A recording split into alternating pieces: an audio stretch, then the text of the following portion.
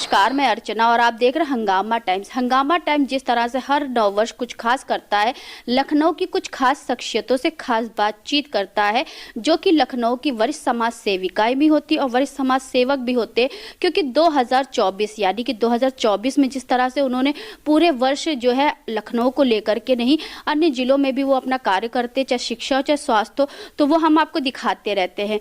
वैसे ही 2025 आने वाला है, यानी कि हमारा न्यू ईयर आने वाला है, तो न्यू ईयर को भी लेकर के बहुत सी लोगों की तैयारी। कुछ लोग जो है साल की शुरुआत में ही भगवान का नाम लेकर के अपना काम करते हैं और कुछ लोग मानवता को लेकर काम करते हैं। तो इसी खास कड़ी में आज हमारे साथ में सबिया अहमद जी हैं, जो कि मेंबर है यूपी सुन्नी सेंट्रल वक्फ बोर्ड की हैं। तो उनसे बात करेंगे कि न्यू ईयर यानी कि हमारा जो नववर्ष आ रहा है 2025, तो उसको लेकर के उनकी क्या तैयारी, क्योंकि विगत 24 अब जो 2024 में उन्होंने शिक्षा के क्षेत्र में और महिलाओं को आत्मनिर्भर बनाने के लिए और शिक्षा प्रशिक्षण देने के लिए उन्होंने बहुत कार्य किए हैं।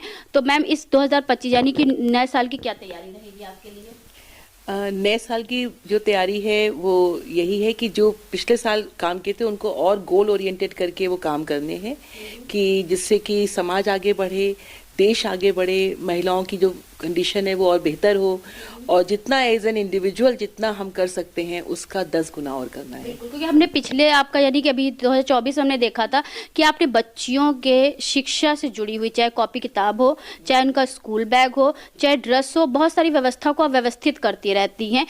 बेटियों को शिक्षा देने के लिए आपकी विशेष रुचि, तो इस बारे में क्या कहेंगी? मैं ऐसा मानती हूँ कि अगर आपने किसी एक लड़के को पढ़ाया तो आपने एक इंडिविजुअल को पढ़ाया, लेकिन अगर आप एक लड़की को पढ़ा देते हैं तो वो आप पूरे परिवार को पढ़ा देते हैं। ये हम सब ने सुना है। तो इसी तरह से बच्चियों की, और अफसोस ये होता है कि ज़्यादातर परिवारों में रुझान लड़की को पढ़ाने को लेके कम होता है बनिस्बत लड़के को लेके। तो मैं बात कर रही हूँ ग्रास रूट लेवल के जो लोग हैं, वो सबकी उसकी बात कर रही हूँ। तो ऐसे में सबसे मुश्किल चैलेंज होता है वो होता है उनकी थॉट प्रोसेस बदलना, यानी उनकी जहनियत पे वर्क करना। तो यहाँ पे हम लोग का रोल आता है। हम कोशिश ये करते हैं कि अपनी विजिट्स करें, ऐसी जगहों पे जाते हैं, इकट्ठा करके लोगों को समझाते हैं। अपने साथ कई ऐसी लड़कियां हैं या औरतें जिन्होंने ज़िंदगी में बहुत कुछ पाया है अपनी मेहनत से, पढ़ाई करके, उनको साथ में लेके जाते हैं। वो अपना पूरी लाइफ की हिस्ट्री बताती हैं, कैसे उन्होंने आज एक्सेल किया और इतना वो कामयाब हो गई हैं, ताकि जो नई बच्चियां हैं वो उससे इंस्पायर होती हैं। तो ऐसे करके एफर्ट करते हैं। तो मेन ये होता है कि जो उनका जहन है, उनके थॉट प्रोसेस है, उस पे वर्क करते हैं हम लोग। जैसे मैम, बहुत से लखनऊ के, बहुत से पुराना लखनऊ है या ग्रामीण क्षेत्रों में, अन्य जिलों में चले जाइए, वहाँ पे जैसे कि मुस्लिम जो क्षेत्र होते हैं, मुस्लिम क्षेत्र की जो लड़कियाँ होती हैं, वहाँ पे ये सोचा जाता है कि इनकी शादी करा दिया जाए, शादी कराने के बाद अपने ससुराल चली जाएं और वहाँ जाके इनको जो करना है वो कर, उनकी पढ़ाई भी पूरी नहीं हो पाती है। तो ऐसी क्षेत्र में आप किस तरीके से वर्क करती है और कैसे लोगों को जागरूक करती है? नहीं, ये अफसोस की तो बात है कि वैसे तो कई जगह हर इसका रिलीजन से ताल्लुक इतना नहीं है, कि लड़कियों के साथ थोड़ी पार्शियलिटी तो होती है कि भाई उनकी पढ़ाई पे इतना ध्यान न देके, जैसे मैंने पहले कहा। और अफसोस की बात है, जैसे आपका कहना सही है, कि इस जो मुस्लिम समाज है उसमें और ज़्यादा ये होता है कि वो सारा ध्यान उनका शादी पे रहता है, कि बड़ी हो जाए, इसकी अच्छी शादी करा दें, रुखसत कर दें। तो वो खर्चा उसको बचाने की कोशिश करती हैं कि ये शादी पे, ये पैसा बचा के इसकी शादी पे खर्च कर देंगे, जो कि बहुत गलत है, जो बहुत ही गलत है। ये सबसे नुकसानदेह है उनके लिए, क्योंकि आप उसको पढ़ा दें, उसको अपने पैरों पे खड़ा कर दें, वो खुद कुछ कमाने लायक हो जाए, फिर कायदे से उसकी शादी करें, तो ये उसके लिए ज़िंदगी भर के लिए उसके लिए एक तोहफा हो जाता है। वो कई गुना बेहतर है, उसको जो जहेज आप दे रहे हैं, इधर उधर मांग के और दिखावे की शादी कर रहे हैं, उस चीज़ से कई गुना बेहतर है कि आप उसको खुद एम्पावर कर दें। सरकार की बहुत सारी योजनाएं भी होती हैं जो जन जन तक पहुंचनी चाहिए, ठीक है, जिससे बच्चियों को बहुत सारी चीज़ें उपलब्ध हो सकती है, बहुत सारा लाभ भी हो सकता है। तो इस क्षेत्र में किस तरीके से कार्य करती हैं? योजनाएं बहुत होती हैं सरकार की, अक्सर गैप होता है, जैसे कुआं है प्यासा है, तो ये होता है कि योजनाएं बहुत होती हैं, इनको पता ही नहीं होता है। अब फॉर एग्जांपल पिछले महीने ही हम लोग ने आयुष्मान भारत कार्ड के कैंप लगाए, जिसमें था कि 70 साल से ज़्यादा जिनकी उम्र है उनके फ्री आयुष्मान कार्ड हम लोग ने पूरा चैनलाइज किए। जो हमने क्राउड एक्सपेक्ट किया था उसका तिगुना क्राउड आ गया। यानी कि अब उनको जब सही से हमने प्रमोट किया, सही से बताया अपने सोशल मीडिया चैनल से, तो इतने ज़रूरतमंद आ गए थे जिनको अपना आयुष्मान कार्ड बनना था। तो यानी ये जो बीच का जो गैप है ना, ये कम करना होता है कि भाई जो स्कीम है वो ज़रूरतमंदों तक के सही लोगों तक पहुंच जाए। ये एक बहुत बड़ा चैलेंज होता है, चाहे वो आयुष्मान भारत हो, चाहे वो विश्वकर्मा योजना हो, चाहे वो बेटी बचाओ हो, चाहे जो योजना हो, वो उसके सही जो क्लाइंटेल है, जो उसका सही टारगेट ग्रुप है, वहां तक पहुंच जाए। ये भी एक बड़ा काम होता है जो कि करना जरूरी होता है। जैसे कि आप UP Sunni central web board के मेंबर हैं, तो उसमें जो वेब बोर्ड की जो प्रॉपर्टी होती है उस पर आपका पूरा वेब बोर्ड कार्य कर रहा था, तो 25 में इसकी रूपरेखा के बारे में ये ऐसा होता है कि कुछ वक्फ प्रॉपर्टीज होती हैं जो कि एक वक्फ एक्ट के तौर पे चलती हैं। उसके लिए वक्फ गवर्नमेंट एक वक्फ बोर्ड बनाया जाता है। उस वक्फ बोर्ड में हम मेंबर होते हैं, चेयरमैन होते हैं। तो मेंबर हम लोग का ये देखना होता है कि जो वक्फ की प्रॉपर्टीज हैं उनका सही से क्रियान्वयन हो। जो वक्फ का मेन पर्पस है कि उसकी जो भी कुछ प्रॉफिट या कुछ भी इनकम हो वो गरीबों की मदद में आए।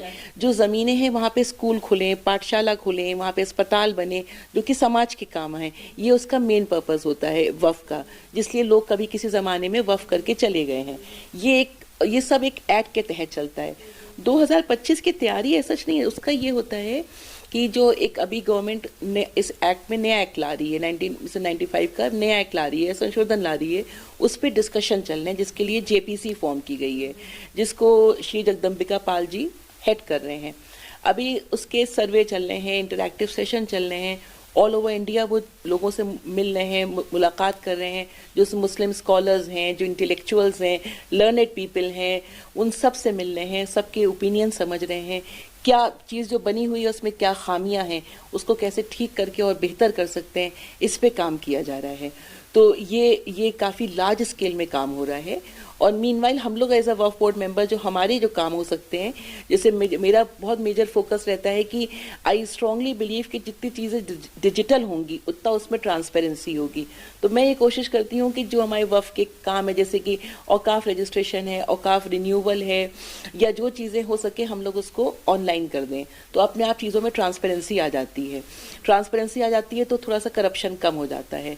ये चीज़ों पे वर्क करती हूँ। मेरा पूरी कोशिश ये रहती है कि जितना हो सके तो हम लोग उसको डिजिटल कर सकें। तो इस मामले में बहुत से लोग अभी भी जागरूक नहीं हैं, तो उनकी जागरूकता के लिए किस तरीके से वर्क होता है? हाँ, ये उनको जागरूक नहीं होते हैं, तो उसका हम लोग ने ये सोल्यूशन निकाला कि फिजिकल को जीरो कर दिया, कि मतलब अगर आपको औकाफ को रजिस्टर कराना है तो only and only option is online. तो अब उनके पास ऑप्शन ही नहीं है, अब उनको ऑनलाइन रजिस्टर करना ही करना है, तो ट्रांसपेरेंसी हो जाती है। फिजिकल वाला मतलब आके जो सब चीज़ें ख़त्म हैं, तो सीधे सिर्फ उसको सेकेंड ऑप्शन बंद कर दिया है। तो इस तरह से फिर उनको मालूम हो ही जाता है, जब कोई ऑप्शन ही नहीं है दूसरा। तो या इवन अगर बहुत से पुराने जो लोग हैं, जो ओल्ड लोग हैं, तो उनको ऑनलाइन का सिस्टम नहीं पता होता है। हाँ, वो कोई नहीं, उसके लिए साइबर कैफ़े होते हैं। वो हम लोग के ऑफिस में भी जो पास में कैफ़े होते हैं, वो लोग आके वहाँ से वो उनको फॉर्म भर लेते हैं। वैसे भी खुद किसी की हेल्प लेके वो लोग फॉर्म भर लेते हैं, वो दिक्कत नहीं होती, उसके वर्क्स हो जाते हैं पूरे। तो मैम, इस नव वर्ष पे सभी को क्या शुभकामनाएं देना चाहेंगी, और 2025 को जो हमारा न्यू ईयर आ रहा है उसमें सभी देशवासियों को क्या शुभकामनाएं देना चाहेंगी? देशवासियों को मैं शुभकामनाएं नहीं देना चाहूँगी। देशवासियों से मैं एक रिक्वेस्ट करना चाहूँगी कि हम लोग इस देश में पैदा हुए हैं, और हमारा ये फ़र्ज़ बनता है कि अगर हम किसी अच्छे स्तर पे हैं या किसी भी स्तर पे हैं, तो हम अपना एज एन इंडिविजुअल जो थोड़ा बहुत बिट कर सकते हैं इंसानियत के लिए, देश के लिए, देशवासियों के लिए, वो ज़रूर करें। अपने 24 घंटे में से चाहे 2 घंटे निकालें, लेकिन निकाल के वेलफेयर के काम करें। मैं ये नहीं कह रही हूँ कि आप पैसे खर्च करें, नहीं, हर किसी के लिए पैसे ना, आप जाके सिर्फ उन्हें काउंसिल कर दें।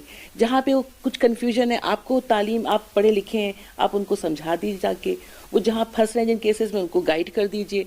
इतनी हेल्प भी कर देते हैं तो ये भी अपने आप में बहुत बड़ी कार्य खैर है।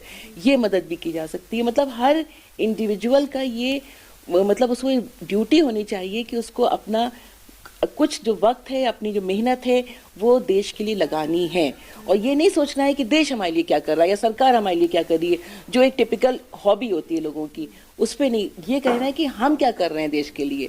हम माना एक इंडिविजुअल हैं, हम माना एक महिला हैं, लेकिन हमारा भी तो कुछ रोल है ना कि हम भी अपने देश के लिए क्या कर रहे हैं। और अगर सपोज कोई कुछ कर रहा है, अर्चना सपोज कोई कर रहा है, मेरी जैसी कोई और बहुत हजारों लोग हैं कुछ कर रही हैं, तो काइंडली उनके लिए जजमेंटल मत होइए। ज़रूरी नहीं है कि हर किसी को पॉलिटिक्स में जाना है, या ज़रूरी नहीं है कि हर किसी को ट्रॉफीज चाहिए। वो अपनी खुशी से ये कर रहा है, उसको सपोर्ट कीजिए, उसे अप्रिशिएट कीजिए, उसके लिए जजमेंटल ना होइए, जो बहुत बड़ी बुराई है हमारे लोगों में। तो इस तरह से ये चीज़ का मेन ध्यान रखिए। This is your fundamental duty कि आप अपनी कंट्री के लिए it is your job to give back to the society. तो यही मेरा 2025 के लिए एक संदेश है, यूथ से है, महिलाओं से है, बड़े लोगों से है, सबसे, इवन जो हमारा रिटायर्ड लॉट है, जो जिन्होंने बहुत काम किया, वो रिटायर हो गए हैं, वो उनके पास लग्जरीज हैं, उनकी जिम्मेदारियां पूरी हो गई हैं, उनके पास बहुत टाइम है, उनके पास सफिशिएंट पैसा भी है, वो बाहर निकलें।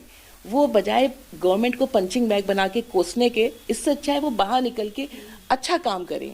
उनके वो बहुत कुछ कर सकते हैं, वो लोगों को गाइड करें। जो लोगों को फॉर्म, आप अस्पताल के पास जाके देखिए, लोग फॉर्म नहीं भर पा रहे होते हैं, आप जाके उनके फॉर्म की हेल्प कर दीजिए। आप इस तरह के छोटे मोटे काम भी करिए, वही उनके लिए बहुत बड़ी हेल्प होती है।